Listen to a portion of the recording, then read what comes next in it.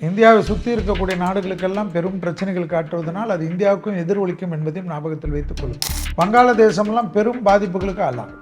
இயற்கை பேரிடர்கள் பெரும் பிரச்சனையை ஏற்படுத்தும். உலகத்துக்கு நிலநடுக்கம், கடல் தான் நிறைய சேதப்படுத்தும். கடலும் தண்ணியை, மழை, வெள்ளம் அப்படியே டேம் திறந்து ஊற்றுமா, மேட்டூர் அணையே நிற்குமா. ஜனவரி 1ஆம் தேதியே பிறக்கிற நாளே கடல் பிரச்சனை, எதுவும் பெரிய தீவிரவாத தாக்குதல் பிரச்சனை எல்லாம் இல்லாமல் இருந்தால் சரி. எங்கேயாவது ப்ரேயர் நடக்குதுல்ல, அந்த மத ப்ரேயர்லாம் ஏதாவது வெளி உண்டு தீவிரவாதம்லாம் பண்ணி விட்டுருவாங்களாம். 1ஆம் தேதி செலிப்ரேஷன்லாம் கொஞ்சம் அடக்கி வாசிக்கிங்க. ஓடாதீங்க, போகாதீங்க, குதிக்காதீங்க. மருத்துவத்தில் பெரும் நோய்களுக்கெல்லாம் மருந்து கண்டுபிடிச்சிடுவாங்க. எல்லாமே சர்ஜரி எல்லாம் அட்வான்ஸ் ஆகிடும், டெக்னாலஜி ஆகிடும். கடல் சுனாமி பிரச்சனைகள், காற்றால் பிரச்சனைகள், புயல்லாம் நின்று அடிக்கும். சின்ன பசங்கள்லாம் பெரும் கோடீஸ்வரர்கள் ஆகிடுவாங்க. 13 வயசு பசங்கள்லேருந்து 30 வயசு பசங்க தான் நிறைய பில்லியனர் ஆகிடுவாங்களா உலகத்தில். அதில் சவுத் இந்தியாவில், தமிழ்நாட்டில் நிறைய பேர் ஆக போகிறாங்க பாருங்கள் இந்த வருஷம். மாலை முரசு நேயர்களுக்கு இனிய ஆங்கில புத்தாண்டு 2026ஆம் ஆண்டு நல்வாழ்த்துக்கள். அனைவருக்கும் வணக்கம். இந்த 2026ஆம் ஆண்டில் எல்லா வளத்தையும், எல்லா நலத்தையும், சந்தோஷத்தை பெற வேண்டும் என்ற எல்லாம் வல்ல ஸ்ரீ ராகவேந்திரி மனதார பிரார்த்தனை செய்கிறேன். 2026ஆம் ஆண்டு மேஷம் முதல் மீனம் வரை உள்ள ராசிக்காரர்கள் பலன்களும் அதற்குண்டான எளிய தெய்வ வழிபாடு முறைகளும் மேலும் பொது பலன்கள் எப்படி இருக்கிறது என்பதை பார்ப்போம். 2026ஆம் ஆண்டு 1/1/2026 வேளக்கிழமை பிறக்கக்கூடிய அந்த நாள் திரியோதசி திதி, ரோகிணி நட்சத்திரம், ரிஷபராசி, பிரதோஷமான நாள். ரிஷபத்தில் ஆண்டு பிறக்கிறது என்பதை ஞாபகத்தில் வச்சோம்.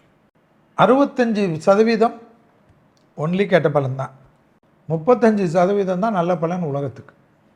நீங்கள் திட்டினாலும் சரி. இதுதான் இமயமலை பகுதி, இமயமலை சார்ந்த பகுதிகள், இமயமலையை சுற்றி உள்ள நாடுகள். அதில் இந்தியா இருக்கிறது, நேபாள் இருக்குது, எல்லாமே இருக்குது. பாகிஸ்தான்லேருந்து எல்லாமே இருக்குது, சைனா வரைக்கும். பேராபத்து சூழ்ந்து உள்ள காலகட்டம் இது என்பதை ஞாபகத்தில் வச்சுக்க. இந்தியாவை சுற்றி இருக்கக்கூடிய நாடுகளுக்கெல்லாம் பெரும் பிரச்சனைகள் காட்டுவதனால் அது இந்தியாவுக்கும் எதிரொலிக்கும் என்பதையும் ஞாபகத்தில் வைத்துக்கொள்ளும். வங்காளதேசமெல்லாம் பெரும் பாதிப்புகளுக்கு ஆளாகும். இயற்கை பேரிடர்கள் பெரும் பிரச்சனையை ஏற்படுத்துமா உலகத்தில். சனி குரு வீட்டில் இருக்கக்கூடிய காலகட்டம் 2026, 27 வரைக்கும் இருக்குது. ஏற்கனவே 25 திருக்கணிதப்படி வந்துடுச்சு, வாக்கியப்படி இப்போது வரப்போகுது. குருவுடைய வீடு சனி இருக்க, கடகத்தில் குரு வேற உச்சம் பெற போகிறார். கடகத்தில் குரு உச்சம் பெற போகக்கூடிய காலகட்டமெல்லாம் உலகத்துக்கு பேரழிவு நிச்சயம். ஸோ 27 ஜூன் வரைக்குமே அதை எதிர்பார்க்கலாம். நிறைய பிரச்சனைகள், தீவிரவாத அச்சுறுத்தல், போர் மேகங்கள், ஆயுதத்தினால் ஏற்படக்கூடிய பாதிப்புகள், நோய் தொற்று, பதட்டம், நிலநடுக்கம், கடல் தான் நிறைய சேதப்படுத்தும். கடலும் தண்ணியை, மழை, வெள்ளம் அப்படியே ஊற்றும். 55 சென்டிமீட்ரு, 20 சென்டிமீட்ரு, நாங்கள் எவ்வளோ 95% மழை எது பண்ணாலும் தண்ணி நிற்காதெல்லாம் கிடையாது. அப்படியே ஊற்றும். அப்படியே டேம் திறந்து ஊற்றுமா, மேட்டூர் அணையே நிற்குமா. என்ன பண்ணுவீங்க? ஒரு பெரிய மாடியில் ஒரு தொட்டி இருக்கிறச்சு, அது உடஞ்சிச்சுன்னா எப்படி இருக்கும்? அதுபோல் உடஞ்சி ஊற்றுமா. 1,00,000 கன அடி தண்ணி இருக்கிறது உடஞ்சிச்சுன்னா எப்படி வரும்? அதுபோல் இது அத்தனை லட்சங்கள் கன அடி இருக்கிற தண்ணியெல்லாம் ஊற்றுமா. எல்லா வானிலை கீனிலை எல்லாமே அறிக்கைகள்லாம் பொய்க்குமா. கடல் சுனாமி பிரச்சனைகள், காற்றால் பிரச்சனைகள், புயல்லாம் நின்று அடிக்கும். ஜனவரி 1ஆம் தேதியே பிறக்கிற நாளே உலகத்தில் வேறு எங்கேயாவது பூமி குலுங்கி எதுவும் பிரச்சனை, தீ விபத்தால் பிரச்சனை, கடல் பிரச்சனை, எதுவும் பெரிய தீவிரவாத தாக்குதல் பிரச்சனைலாம் இல்லாமல் இருந்தால் சரி.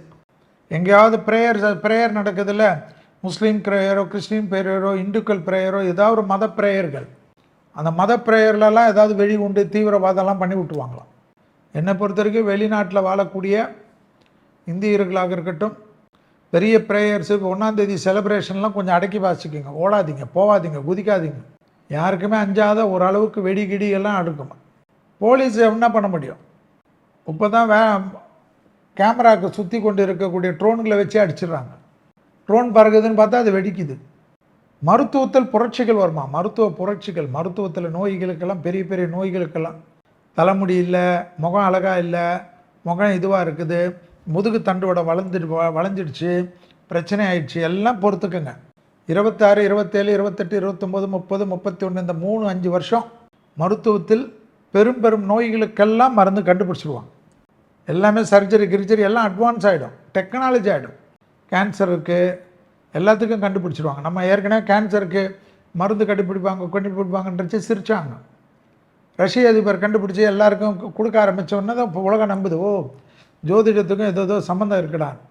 அதுபோல் பெரும் புரட்சிகள், ஃபோன்களில் புரட்சி, ஃபோனில் வேறு புரட்சிகள், கம்ப்யூட்டர்லாம் ஷார்ட் ஆகுறது, ஃபோனை வச்சே வாழ்க்கை ஓடிக்கிறது. ஐபேக்கு சின்னதாக, ஃபோன்லேயே இப்போ 2 ஸ்க்ரீன் 3 ஸ்க்ரீன் வந்த மாதிரி 4 ஸ்க்ரீன் போட்டு ஃபோனே முடிச்சிட வேண்டியதான் கம்ப்யூட்டராக. டிஜிட்டலில் வேறு லெவல் அட்வான்ஸ்டு, டிஜிட்டலில் மெயில் அனுப்புறது, டிஜிட்டலில் இது அனுப்புறது, வாட்ஸ்அப் அனுப்புறது, ஃபேஸ்புக்கு டைப்பு மெயில் எல்லாமே நிறைய மாறிடுமா. சின்ன பசங்கள்லாம் பெரும் கோடீஸ்வரர்கள் ஆகிடுவாங்களாம். 13 வயசு பசங்கள்லேருந்து 30 வயசு பசங்க தான் நிறைய பில்லியனர் ஆகிடுவாங்களாம் உலகத்தில். அதில் சவுத் இந்தியாவில் தமிழ்நாட்டில் நிறைய பேர் ஆக போகிறாங்க பாருங்கள் இந்த வருஷம். ஆச்சரியமாக இருக்குமா. அம்பானி அதானிக்கெல்லாம் இவங்களுடைய கண்டுபிடிப்புகள் பெரிய போட்டி போடுமா. சில குழந்தைங்கள்லாம் சின்ன பசங்க 30 கண்டுபிடிப்பு 40 கண்டுபிடிப்பு பேட்டன்ட் எடுத்து வச்சுருவாங்களாம். ஸோ இன்வெஸ்ட்மெண்ட் மார்க்கெட்டிங் தான் பெரிய பூம் ஆகுமா. விவசாயத்தில் புரட்சி ஏற்படுமா. விவசாயத்திலலாம் வேறு லெவல் புரட்சிகள் வருமா. ஒரே ஒரு சுரக்காவை வச்சுக்கின்னு 1 மாதம் சாப்பிட்ற மாதிரி வந்துடும். ஒன்றுமே பண்ண முடியாது. கெட்டுறது இப்போ ஆப்பிள்லாம் வருது, கெட்டால் போகுது, எல்லாம் பேசுவாங்க, ஒன்றுமே ஆகாது. அந்த அளவுக்கு அட்வான்ஸ் டெக்னாலஜி வந்துடுமா. ஃபுட்டு இண்டஸ்ட்ரி, சாப்பாடு, வெறும் இன்ஜெக்ஷன் இல்லைனா மாத்திரை போட்டாவே சோறே சாப்பிட வேணாமா. அதை போல் எனர்ஜி கொடுத்துருமா. இனி வரக்கூடிய காலகட்டங்கள்லாம் அப்படி தான் இருக்குமா. மனிதனுடைய கலிகாலங்கள் போக போக போக மனிதன் உழைத்து கொண்டே இருப்பான். உணவு முறை மற்ற விஷயங்கள்லாம் எளிமைப்படுத்தப்படுமா. மனிதனுக்கு ஸ்பீட் மிஷின், ஃப்ளைட்டில் போய் சாகிறது, வண்டியில் போய் சாகிறது, ட்ரெயினில் போய் சாகிறதுன்றாங்கல்ல, ஸ்பீடு மிஷின்ஸ், அதில் தான் நிறைய மரணங்கள் ஏற்படும். ஸ்பீடு 2 மணி நேரத்தில் பெங்களூருக்கு ஓடணும்னு நினைக்கிறது, இதெல்லாம் காணப்படும். அரசியல் தலைவர்கள் ஸ்திரமற்ற தன்மை, பெரும் பிரச்சனைகள். மோடிஜி, அமித்ஷாஜி, எக்ஸாம்பிள் மோடிஜியிலேருந்து, அமித்ஷாஜிலேருந்து, நிதின் கட்கரிஜிலேருந்து, அதே போல் பிரசிடெண்ட்லேருந்து, துணை ஜனாதிபதியிலேருந்து, குஜராத் சிஎம்லேருந்து, யூபி சிஎம்லேருந்து, நிதிஷ்ஜியிலேருந்து எல்லாரும், நம்மளுடைய முதல்வர்லேருந்து தேகாரக்கு மற்றதை கவனமாக பார்த்துக்கணும். தீவிரவாதங்கள், முப்படை தளபதிகள், காவல்துறை தலைவர்கள், பிஎஸ்எஃப் செக்யூரிட்டி, இது போல் இருக்கக்கூடிய தலைவர்கள் கூட இருந்து ஆள் காட்டிட்டு போயிடுவாங்களாம் அந்த டைம். நீதி அரசர்கள், நீதிபதிகள், சுப்ரீம் கோர்ட் நீதிபதிகள், மாவட்ட நீதிபதிகள், மாநில நீதிபதிகள்லாம் ரொம்ப கவனமாக இருக்கணுமா. தலைவர்கள், உயிர்களுக்கு, சினிமா பிரபலங்கள், இண்டஸ்ட்ரியலிஸ்ட்டுக்கு, பெரிய இண்டஸ்ட்ரியலிஸ்டில் இருக்கிறவங்க, சினிமாவில் இருக்கவங்க எல்லாம் ஜாக்கிரதையாக இருக்கணுமா. இதெல்லாம் கிடையாது, நம்ம தான் உஷாராக இருக்கணும். பார்த்துக்குங்க, எவ்வளோக்கு எவ்வளோ கவனமாக இருக்கீங்களோ அவ்வளோக்கு எவ்வளோ நல்லது. தேர்தலில் கூட்டணிகளுடைய இது மிக முக்கியமாக இருக்குமா. எல்லாமே ஜனவரி மாதத்துக்குள்ளே நிறைய குழப்பங்கள் ஏற்படுமா, நிறைய பிரச்சனைகள் ஏற்படுமா. அகில இந்தியா பக்கம் ஃபுல்லாக தமிழ்நாடு தான் இருக்குமா. சட்ட வழக்குகள் அது இது எல்லாம் இருக்கும். கூட்டணிகள்லாம், எதிர்பார்க்காத கூட்டணிகள்லாம் மாற்றங்கள் ஏற்படுமா. அது யார் வருவா, எல்லாம் வருவாங்க, தனியாக ஒரு டிபேட் வச்சு பேசிப்போம். இப்போதைக்கு வேலை வாய்ப்புகள் உலகத்தில் பெரும் பாதிப்புகளை ஏற்படுத்துமா. வேலை வாய்ப்பு தான் பிரச்சனை ஏற்படுமா. அதனால தான் நான் யாராவது இன்னொரு எதுவாக இருந்தாலும் வேறு தொழில் கற்று வச்சுக்கோங்கன்றது. அமெரிக்கா நாட்டில் இருக்கக்கூடிய அன்பர்கள், அமெரிக்கா நாட்டில் இருக்கக்கூடிய நல்ல உள்ளங்கள், தமிழர்கள், இந்தியர்கள், முதலீடுகள்லாம் கொஞ்சம் கவனமாக பார்த்துக்குங்க.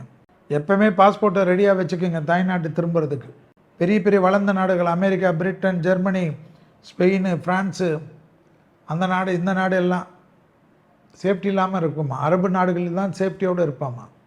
பெட்ரோலியம் துறையில் இருக்கக்கூடிய நாடுகள்லாம் அவர்களெல்லாம் டூரிசம் மற்றும் டெக்னாலஜி, ஹாஸ்பிட்டல் போன்ற, அதில் துபாய் எப்படி இருக்கோ அதுபோல் துறைகளில் மாற்றம் செய்வார்களாம்.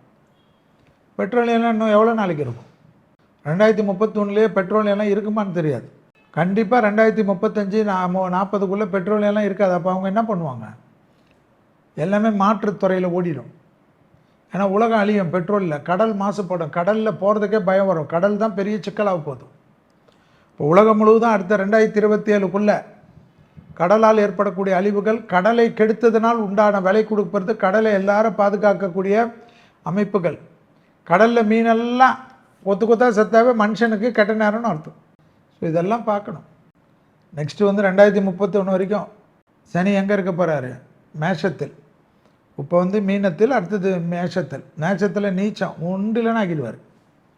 இப்போ நம்ம 35% நல்லா இருக்குன்னு, அப்போல்லாம் 3% நல்லா இருப்போமான்னு சொல்ல முடியாது. அந்த அளவுக்கு உலகத்தில் கடுமையான கெட்ட நேரங்கள் வரக்கூடிய காலகட்டத்தில் இதுவும் கடந்து போகும் தெய்வத்தின் கருணையால் என்பதை நம்புவோம். ஏன்னா இது போல் ஒரு வருடமும் 2025ஆம் ஆண்டு முடிந்து 26ஆம் ஆண்டு இது வரைக்கும் ஒரு வருடத்திலும் எல்லா விதமான பாதிப்புகளும் பார்த்து தான் உலகம் இயங்க கொண்டிருக்குது. தெய்வ பலத்தாலும் மகான்களின் ஆசீர்வாதத்தாலும். அதேபோல் இதுவும் கடந்து போகும் என்று நம்புவோமாக, வெற்றி பெறுவோமாக. வாழ்த்துக்கள். 2026ஆம் ஆண்டு நல்வாழ்த்துக்கள்.